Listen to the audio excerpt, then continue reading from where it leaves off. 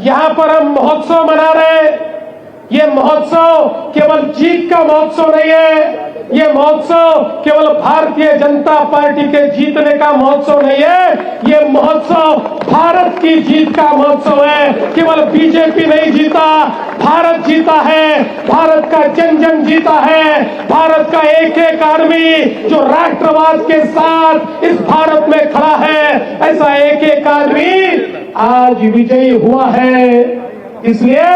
इस विजय के लिए मैं हमारे प्रधानमंत्री जी को केवल बधाई नहीं देना चाहता, मैं प्रधानमंत्री जी आपको धन्यवाद देना चाहता हूं। जहां एक और बीजेपी के एक एक कार्यकर्ता को लगता था कि हमारे आद्य पुरुष श्यामा प्रसाद मुखर्जी के बंगाल में हमको सीटें क्यों नहीं मिलती, पिछले चुनाव में हम 77 पर पहुंच गए और इस बार 2/3 मेजॉरिटी पर मोदी जी के नेतृत्व में पहुंचे। मैं मोदी जी को धन्यवाद इसलिए भी दूंगा कि भारत की सुरक्षा के लिए 200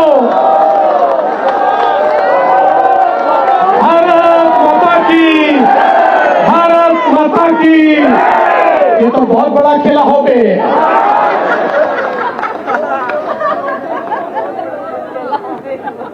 इसलिए मैं माननीय प्रधानमंत्री जी को धन्यवाद दूंगा। प्रधानमंत्री जी ने जिस प्रकार से मेहनत की है और जिस प्रकार से प्रधानमंत्री जी को बंगाल में रिस्पांस मिल रहा था, हम सब ने देखा।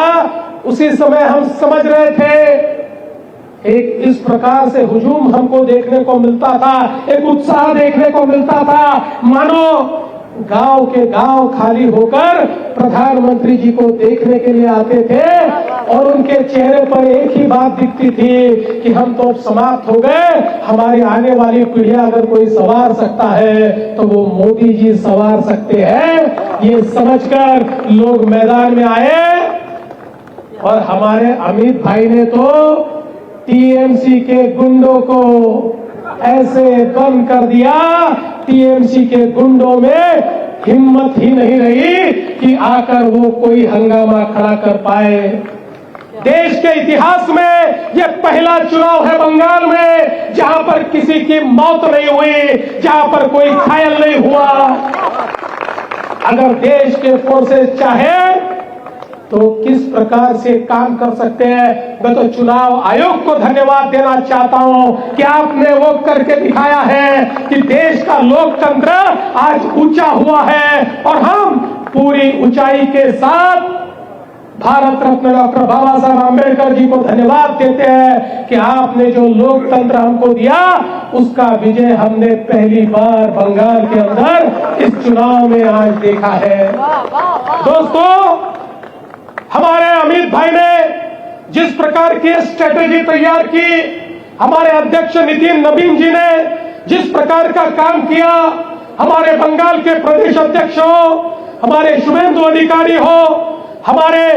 जो असम के अध्यक्ष है, हमारे असम के मुख्यमंत्री हेमंत बिस्वा शर्मा है और तमाम कार्यकर्ता है, इन सभी को मैं बधाई देना चाहता हूं। और मैं ये कहना चाहता हूं, इस विजय के साथ भारत के 78% भूभाग पर बीजेपी और एनडीए का शासन आ चुका है। भारतीय जनता पार्टी 78% भारत की भूमि पर अब बीजेपी और एनडीए ये शासन कर रही है और मोदी जी के नेतृत्व में भारत निरंतर आगे बढ़ रहा है। अब मुझे पता है, अब हमारे कम्युनिस्ट तो सारे राज्यों से आउट हो गए, लेकिन बंगाल के हार के बाद